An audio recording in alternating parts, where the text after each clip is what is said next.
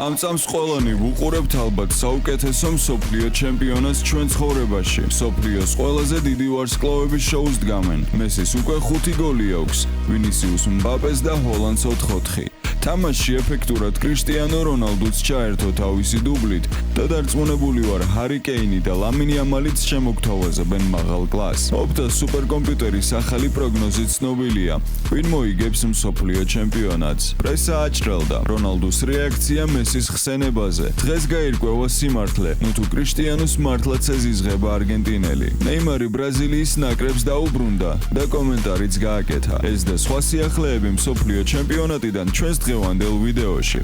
არა, ამას უბრალოდ ვიდეოს ვერ დავარქმევ. მე სურვილი მაქვს შეგიქმნათ კომფორტული და უსაფრთხო, სასიამოვნო სივრცესა და თქვენ მშვიდად შეძლებთ 10 წუთში მოისმინოთ ყველა მთავარი ინფორმაცია წლევანდელი მსოფლიო ჩემპიონატიდან. თუ მოგწონს მსგავსი იდეა, აუცილებლად დააჭირე ლაიქის ღილაკს. დრო აღარ დავკარგოთ, ეხლა ფეხბურთის დროა. მსოფლიო ჩემპიონატის ჯგუფური ეტაპის ბოლო ტურში ბრაზილიამ შოტლანდიას 3-0 დაამარცხა და მე-16 ფინალში პირველი ადგილით გავიდა. ანჩელოტის გუნდის მხრიდან გამორჩეული მატჩი ჰქონდა ვინისიუს ჟუნიორს, რომელმაც დუბლი შეასრულა და ამ გამარჯვებაში ყველაზე დიდი წვლილი შეიტანა. რეალის სუპერვარსკვლავმა ანგარიში მე-7 წუთზე გახსნა. 22 წუთზე კი მეორე გოლიც გაიტანა, მაგრამ ვიდეო რეფერის გადამოწმების შემდეგ ის გაუქმდა. პირველი ტაიმის მიწურულს ვინისიუსმა თავისი მაინც შეასრულა. მან მეორე გოლი თავით გაიტანა და შესვენებამდე 2-0 დააფიქსირა. აღნიშნულ მატჩში მოედანზე ნეიმარი ვიხილეთ, რომელიც ბრაზილიის ეროვნულ ნაკრებს 3 წლიანი პაუზის შემდეგ დაუბრუნდა. კარლო ანჩელოტი მის 76 წუთზე შემოიყვანა, როდესაც ბრაზილიელმა პრინცმა მოედანზე ფეხი შედგა, სტადიონი და ტრიბუნები ზანზარებდა. ნახოთ რა განაცხადა ნეიმარმა მატჩის შემდეგ. მინდორზე დაბრუნებით ძალიან ბედნიერი ვარ. დიდი ხანი ველოდებოდი ამ მომენტს. თავს კარგად გვგრძნობ და ტრავმა წარსულს ჩაბარდა. დღეს ყველაზე მნიშვნელოვანი არა ჩემი დაბრუნება, არამედ ბრაზილიის ნაკრების გამარჯვება და ჯგუფიდან პირველი ადგილით გასვლა იყო. ფიზიკური ფორმის აღდგენას ეტაპობრივად ვაპირებ. ახლა ჩემთვის თითოეული წუთი, რომელსაც მოედანზე ვატარებ, ძალიან მნიშვნელოვანია. კომენტარი ასევე კარლო ანჩელოტიმაც გააკეთა. ახლა ჩვენ თამაშობთ როგორც ერთი გუნდი, ეს არის მიზანი. ბედნიერი ვარ, რადგან გუნდმა საგრძნობლად მოუმატა. ახლა გაცილებით საიმედოდ გამოვიყურებით, რაც პლეი-ოფში უმნიშვნელოვანესია. როგორც ხედავთ, ბრაზილია კარგ ფორმაშია და პაპა კარლოს სწორი არჩევანი იყო ასეთი ნაკრებისთვის. დაწერეთ კომენტარებში, რამდენი გულშემატკივრობთ ბრაზილიას და რამდენი ხანია. არსენალის ყოფილმა მცველმა მარტინ კიოუნმა არგენტინის ნაკრების ფორვარდ ლიონელ მესის წინააღმდეგ პერსონალური მეურვეობის გამოყენების წინადადება წამოაყენა. მესიმ 2026 წლის მსოფლიო ჩემპიონატის საწყის 2 მატჩში უკვე 5 გოლი გაიტანა.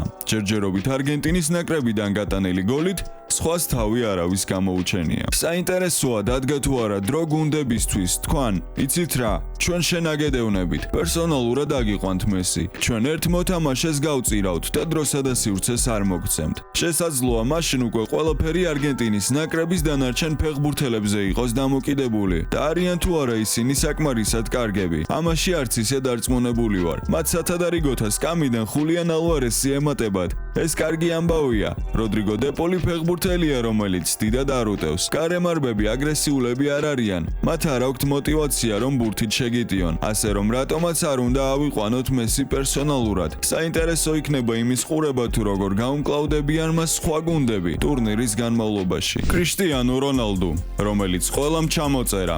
მას აბრალებდნენ პორტუგალიის სუსტ თამაშს. ამბობდნენ, რომ დაბერდა და აღარაფერი შეეძლო. გუნდშიც ქაოსი იყო. ოფიციალური ინფორმაციით დაახლოებით 700 პასიდან რონალდუზე მხოლოდ 7 გაკეთდა. და როდესაც ყველამ დაიწყო ზეიმი და იმის აღნიშვნა, რომ მსოფლიოს 2-დან ერთ-ერთი ყველაზე დიდებული ფეხბურთელი აღარ ვარგა, ის დუბლით დაბრუნდა და ყველას საკადრისი პასუხი დაუბრუნა.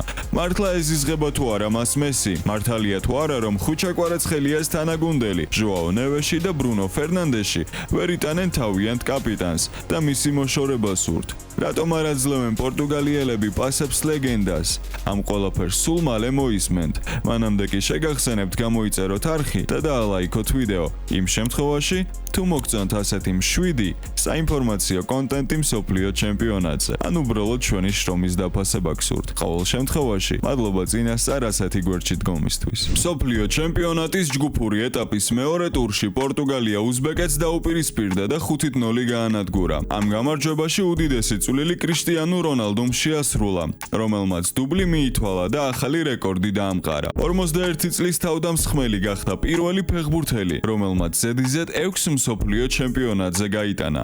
რონალდუს გარდა უზბეკეთის ნაკრების კარში გოლები ნუნუ მენდეშმა და რაფაელ ლეაომ გაიტანეს. ერთი ბურთი კი საკუთარ კარში ნემატოვმა ჩაჭრა.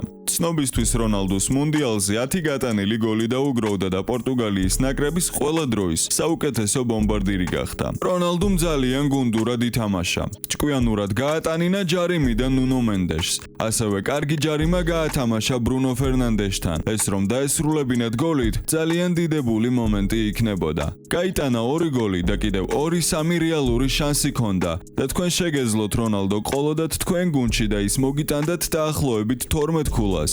ხოლო თუ კაპიტნად გეყოლებოდათ 24-ს, რაც ცხრილში დაგაწინაურებდათ. დიახ, არ მოგესმათ. შეგიძლიათ მსოფლიო ჩემპიონატს არა მხოლოდ უყუროთ, არამედ მიიღოთ მონაწილეობა, შექმნათ თქვენი საკუთარი გუნდი Golden Goal-ში, გამოიცნოთ ფეხბურთელები, რომლებიც კარგ შედეგებს დადებენ და მოიგოთ 2000 ლარიანი კომპიუტერი. ამ ფულადი პრიზები. ტურნირში მონაწილეობა ნიშნავს იმას, რომ მსოფლიო ჩემპიონატის ყურებას გახდით უფრო საინტერესოს და იქნებით ჩართული პროცესში. შეეჯიბრებით სხვა მოთამაშეებს და იბრძოლებთ პრიზებისთვის. ტურნირში ჩართვის საფასურია $4 და 99 ცენტი, რაც დაახლოებით 14 ლარია. პროექტში რამოდენიმე დღეში ჩაერთო უკვე 170 მოთამაშე, რომელმაც შექმნა საკუთარი გუნდი. უნდა იჩქაროთ, რადგან ტურნირი უკვე 28 ივნისს იწყება მსოფლიო ჩემპიონატის პლეი-ოფთან ერთად. დარეგისტრირდი, მოირგე მწვრთნელის როლი და უგულშემატკივრე შენ ფეხბურთელებს.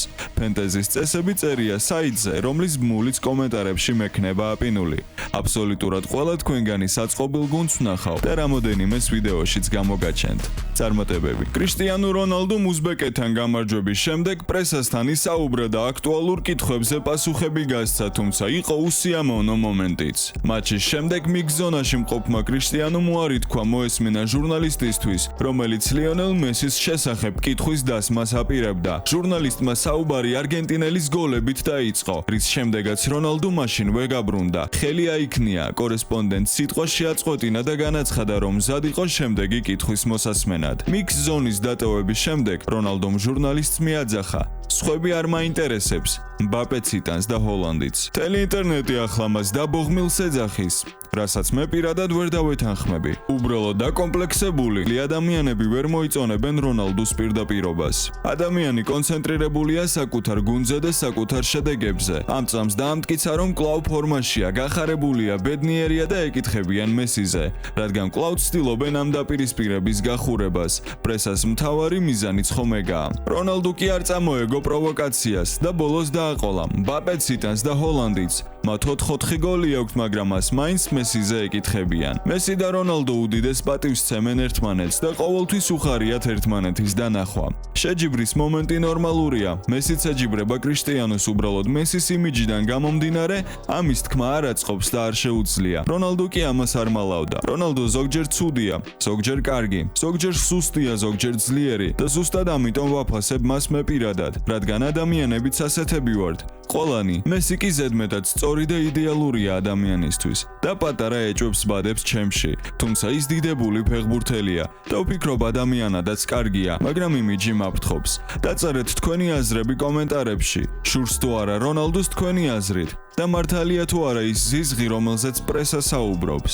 ამ ორიდან რომელი ფეხბურთელი მოგწონთ მეტად? ცნობილმა სტატისტიკურმა პორტალმა ოპტამ მეორე ტურის შემდეგ ფავორიტთა ათეულის სია განაახლა. ოპტა სუპერკომპიუტერის რეიტინგში მუნდიალის მოგების მთავარი ფავორიტი არგენტინის ნაკრებია. ყველაზე ნაკლები შანსი კი ამერიკას აქვს. მეორეზე გვყავს საფრანგეთი, შემდეგ მოდის ესპანეთი, ინგლისი, გერმანია, პორტუგალია, ნორვეგია, ბრაზილია და ნიდერლანდები. დაწერეთ კომენტარებში თქვენი აზრი. ჩემთვის პირადად ძალიან საინტერესოა, ვის ფიქრობთ ყველაზე დიდ და გამორჩეულ ფავორიტად ამ მსოფლიო ჩემპიონატზე. ამ მსოფლიო ჩემპიონატზე იმდენი საინტერესო რამ ხდება, რომ ერთ ვიდეოში ვერ ჩავატევდი. ძალიან მინდოდა კიდევ ბევრი რაღაცის მოყოლა თქვენთვის, მაგრამ სამწუხაროდ ამას გადავდებთ შემდეგი ვიდეოსთვის. მე მგონი მართლაც შესაძლებელია ისტორიაში საუკეთესო მსოფლიო ჩემპიონატს ვუყურებდეთ. დღევანდელი ვიდეო კი დასასრულს მიუახლოვდა. მე დიდი სიამოვნებით ძალიან მალე დაგიბრუნდებით ახალი სიახლეებით მსოფლიო ჩემპიონატიდან. თავადაც ძალიან მომწონს ასეთი კონტენტის კეთება. არ დაგაუწყდეთ არხის გამოწერა, რომ არ გამოტოვოთ შემდეგი ვიდეოები. მომავალ შეხვედრამდე და აბა, წარმატებები.